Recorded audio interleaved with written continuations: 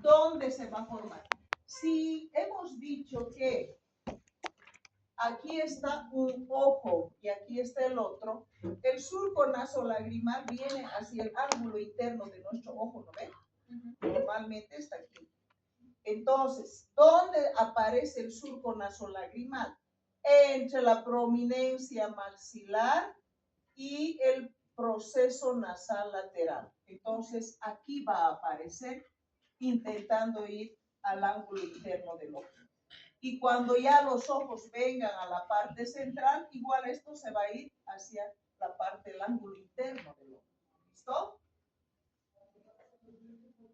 Aquí nos están volviendo a hacer como un resumen. Dice, el labio superior está formado por los procesos maxilares y los procesos nasales mediales. ¿Ya? En cambio, el labio inferior y la mandíbula se forman por los procesos mandibulares. ¿Listo? Y el surco nasolagrimal hemos dicho que se encuentra entre el proceso maxilar y el nasal lateral. ¿Está bien? La nariz. Ahora, la nariz tiene distintas porciones. Esta parte donde acomodamos nuestros lentes se llama puente nasal. ¿Listo? Este puente nasal se va a formar a partir de la prominencia frontonasal. También tenemos lo que es el dorso y punta de la nariz. Dorso y punta. ¿Quién va a formar el dorso y la punta? Los procesos nasales mediales.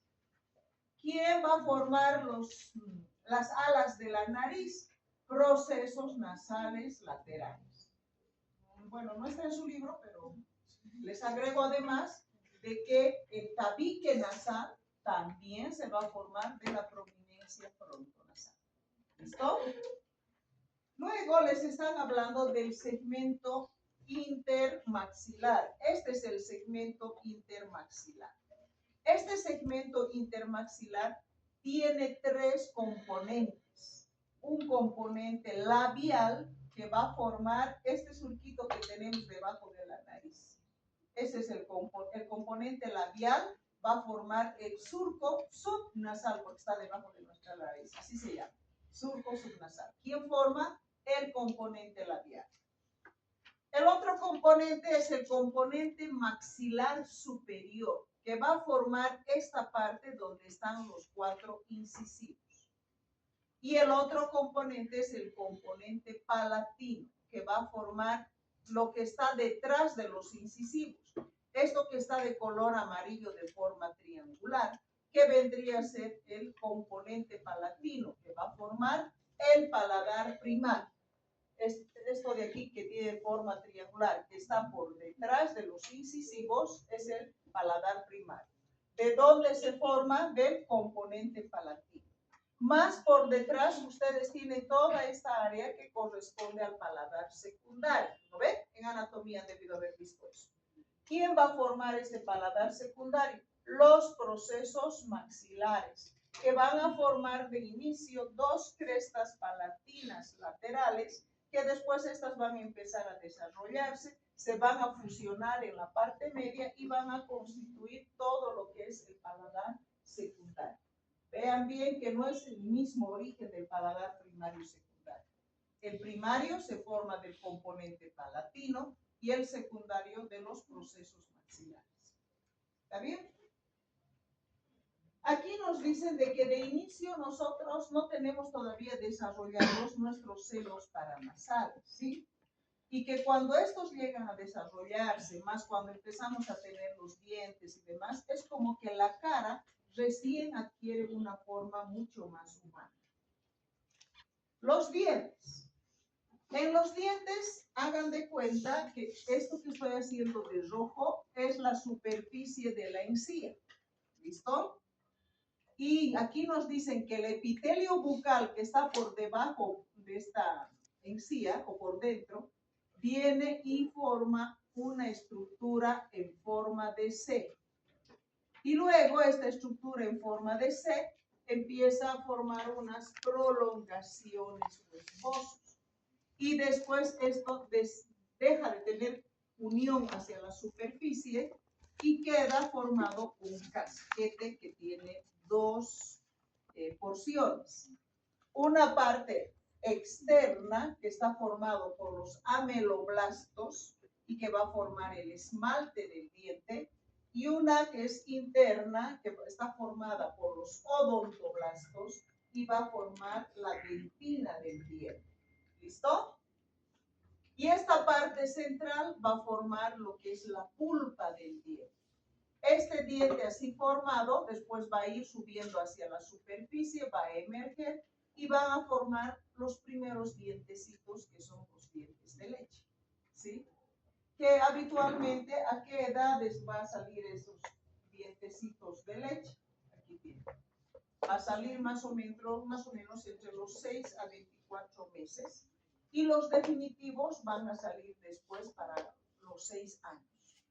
Eso quiere decir que esta historia de cómo se forma el diente ya lo hemos visto. ¿Y qué pasa para los dientes definitivos? Se repite la historia, ¿sí?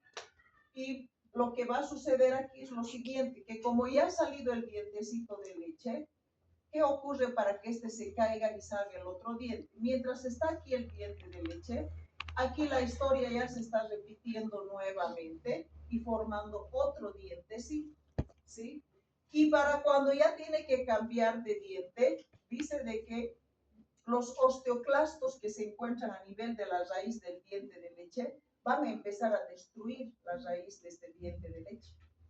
Y además, este diente nuevo que se ha formado va a empezar a empujarlo, ¿sí? Cosa que va a hacer que se caiga el dientecito de leche y sea reemplazado entonces por un otro diente, ¿ya? Entonces, la caída de los dientes es por el crecimiento del nuevo diente que está por dentro, la presión que va a ejercer sobre ese diente de leche y además los osteoclastos, como les dije, destruye la raíz del dientecito de leche. Por eso más fácilmente se rompe y se cae el diente, ¿sí?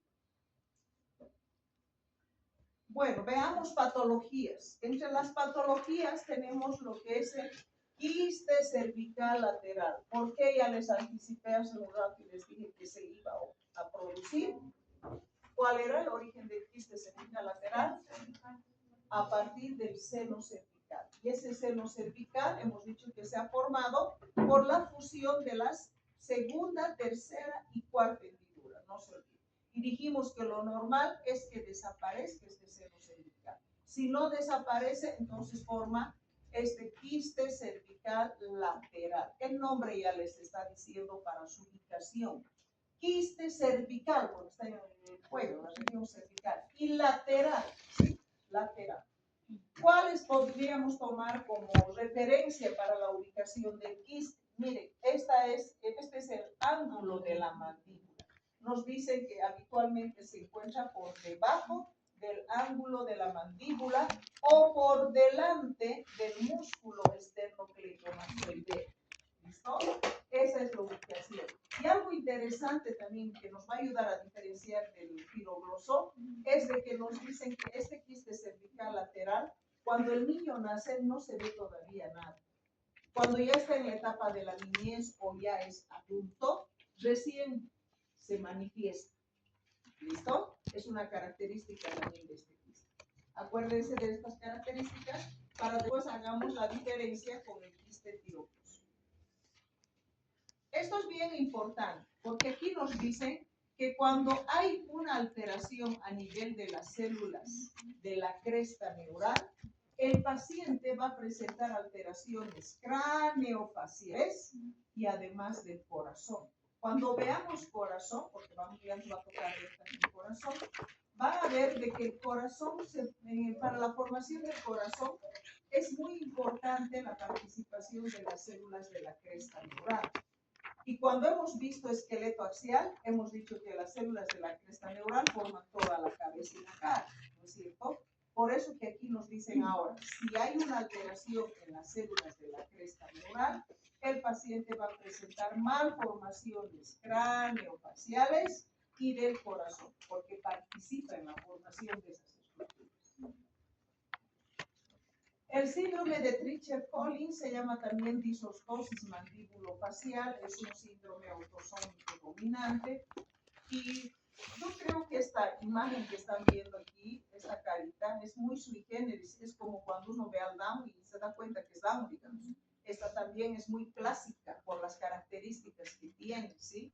Fíjense que los huesos maxilares son planos en ellos, tienen la cara completamente plana, porque no hay esta pronunciación que nosotros tenemos normalmente de nuestros pómulos, ellos no lo tienen. Y además también, fíjense, no hay buen desarrollo del maxilar inferior. Es más, aquí nos dicen que estaría afectado todo lo que el primer arco faríngeo forma. ¿Qué formaba el primer arco faríngeo? Maxilar, cigomático, formaba la mandíbula, ¿no es cierto? Por otro lado, también nos dicen de que puede haber solamente restitos nada más de pabellón auricular o finalmente ni siquiera haber nada. Por eso nos dicen aquí dónde estamos. Y ya, no. Defectos, ¿no? De la parte del pabellón auricular. Y también nos dicen que puede haber una hipoacusia de conducción. ¿Por qué? Porque puede estar afectados los huesecillos del oído. No olviden que los huesecillos del oído ayudan en la transmisión de la onda sonora, ¿no es cierto? Y si estos están alterados, no va a haber, digamos, una transmisión adecuada de ese sonido para su recepción. Y eso va a ocasionar una hipoacusia de tipo conductual, ¿sí? Y una cosa muy también interesante que tienen, no sé si logran ver aquí en el párpado inferior, hay una discontinuidad del párpado, está como abierto. Eso se llama coloboma de párpado, que también es propio de ellos. Y miren los ojitos, la disposición de los ojos están como hacia abajo, ¿no? Es otra característica que tiene, ¿ya? La secuencia de Pierre Robin. Aquí es súper importante que se acuerden de esta triada. La triada está fundada por micrognatia. Micrognatia quiere decir poco desarrollo del maxilar inferior. Paladar hendido, como pueden ver aquí. Y glosoptosis. Gloso es lengua, tosis, caída. Es decir, estos pacientes tienen la lengua caída hacia atrás. De ahí que imagínense, ellos no pueden dormir, por ejemplo, completamente recostados como nosotros dormimos. Estos pobres pacientes habitualmente duermen sentados y con un tubo de oxígeno. ¿Sí? Porque el momento en que ellos quieran dormir o quieren recostarse, ya la lengua cae más para atrás y cierra toda la vía respiratoria. Entonces, triada de Pierre Robin. Micrognatia, que no se desarrolla, no hay desarrollo del maxilar inferior, paladar hendido, como están viendo aquí, y la glosoptosis. ¿Listo? El síndrome de DiGeorge. Este síndrome tiene diferentes nombres. Tiene, por ejemplo, el nombre de velocardiofacial. Aquí ya les está diciendo el nombre del síndrome que va a tener el paciente. Velo, porque va a tener alteraciones del velo del paladar. Cardio, porque va a tener malformaciones cardíacas. Y facial, porque va a tener malformaciones en la cara. Si va a tener malformaciones cardíacas y en cara, ¿qué estará alterado aquí en este síndrome? Las células de la cresta. ¿Sí? También se llama síndrome de Sprintzel, por si acaso. ¿Listo? Entonces, ¿qué va a presentar? Hemos dicho, velo, dice, puede haber hendidura del paladar. A nivel de corazón, van a encontrar anomalías del tronco cono, ¿sí? Porque justamente las células de la cresta neural participan en la formación del tronco y del cono a nivel de corazón. Va a haber también hipoplasia del timo, va a haber alteraciones en el callado aórtico, va a tener alteraciones entonces cardíacas. Y a nivel facial va a haber dismorfias, o sea, va a tener distintos tipos de malformaciones. Y además nos dicen también que los pacientes tienen una discapacidad de aprendizaje, como también infecciones frecuentes, pueden tener también crisis convulsivas por una disminución del calcio o una hipocalcemia. Incluso nos dicen también que pueden sufrir de esquizofrenia y depresión.